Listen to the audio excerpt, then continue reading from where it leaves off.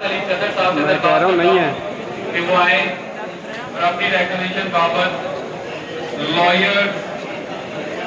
Protection act کے بارے میں ریکگنیشن پڑھے عباس علی صدر صاحب.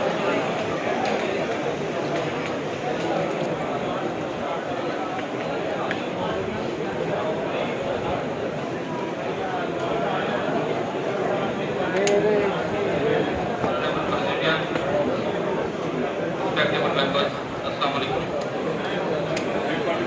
میں آج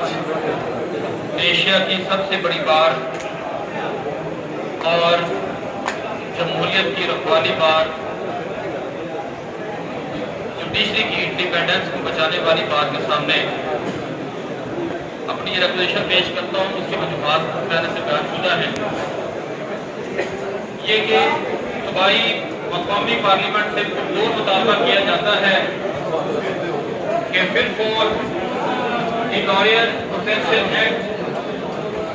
منظور کیا جائے، جو وکلا کے جانی، مالی، اخلاقی، معاشرے میں جائز مقام، پیشہ ورانہ شہرت اور سروسز اور وکلا یونیفارم جیسے معاملات کا مکمل تحفظ کرتا ہو،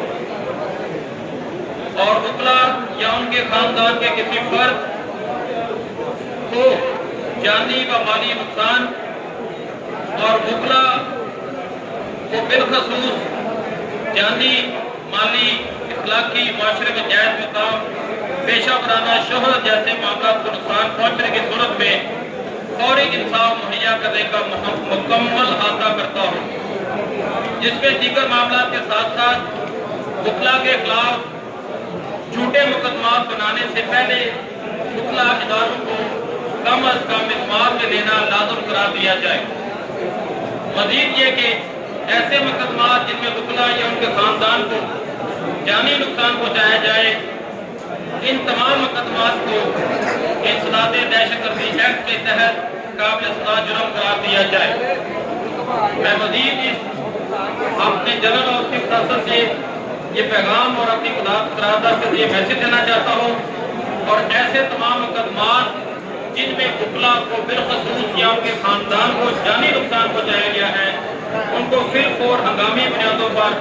1 ماہ کے اندر فیصلہ کر کے ملزمان کو قابل اقتدار تک پہنچایا جائے. اسی طرح ان کے وقت کو اس بات کا پابند بھی کیا جائے کہ ہمارے اداروں کو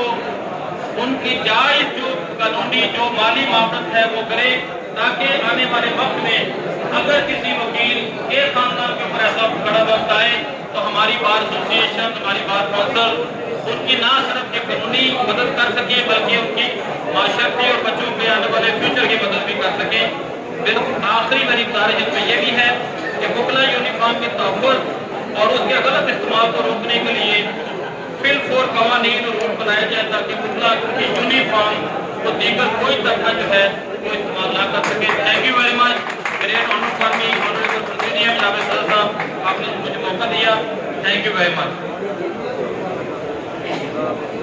اب میں ان تینوں